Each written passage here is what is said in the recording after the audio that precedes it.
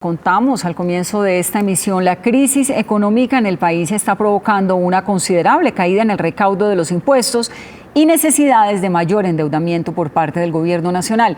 Sol Suárez, ¿cómo están las cuentas de la nación y qué estrategias están considerando?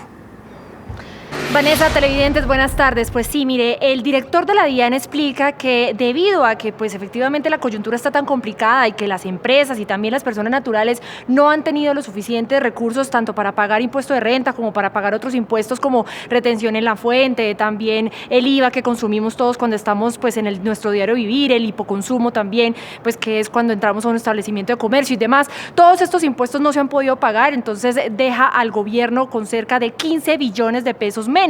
Estos recursos pues siempre se utilizan para poder generar pagos para programas como Familias en Acción, Jóvenes en Acción, Adulto Mayor y demás. Para sostener entonces esos programas el gobierno está pensando endeudarse en cerca de 40 billones de pesos, además pues para dar liquidez a las empresas, subsidios a las nóminas y todo lo que se está permitiendo en estos momentos. Es por eso que se debe recuperar esa plata a futuro y en el siguiente informe les cuento cómo.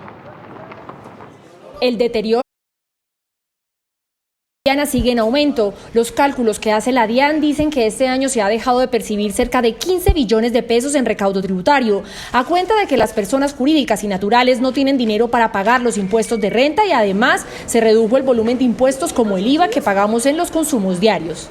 Para el final del año vemos que va a haber un sacrificio fiscal de 15 billones, pero lo importante es que la economía se pueda reactivar rápidamente para que ese recaudo, que a la hora de la verdad está dirigido es para los programas sociales, para poder atender la salud, para poder atender las necesidades de los más vulnerables, pueda volver a llegar rápidamente a las arcas de la nación. Todos estos impuestos, según el gobierno, se cobran para financiar programas muy importantes como la salud, educación, los subsidios que ayudan a los más vulnerables y pensiones, entre otros programas.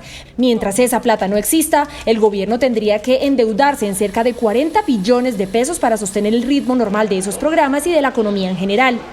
Por eso, además, se tomaron medidas como aplazar el pago de impuestos de rentas de los grandes contribuyentes a fin de darles un respiro a las empresas por 1 billón de pesos. Posponer la segunda cuota de impuestos sobre la renta que se iba a pagar en el mes de julio para las micros, medianas y pequeñas empresas y que la tengan que pagar en el calendario entre noviembre y diciembre de este año, es decir, al final del año, para que tengan un alivio de caja muy importante. Y medidas como la devolución de saldos de la DIAN también seguirá vigente y dará alivios de más de 3 billones de pesos.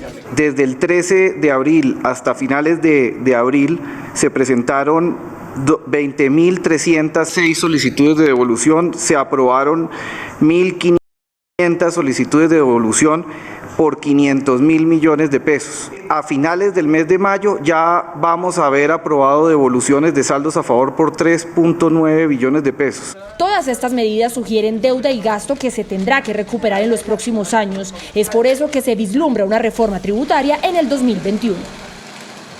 Hay que hacer la aclaración del por qué seguimos hablando de una reforma tributaria. El presidente Iván Duque ha dicho que este no es el momento de empezar una reforma y es cierto, también lo ha dicho el ministro de Hacienda Alberto Carrasquilla, este no es el momento de pensar una reforma tributaria. Sin embargo, eso no significa que no vaya a haber una reforma tributaria en los próximos años. Por eso también aclara el Ministerio de Hacienda que a finales de 2021 es necesario empezar a pensar hacer una reforma tributaria porque todas estas deudas hay que buscar la manera de pagarlas y una de ellas es a punta de impuestos. Desde el norte de Bogotá, Sol Suárez Jaramillo, Noticias Caracol.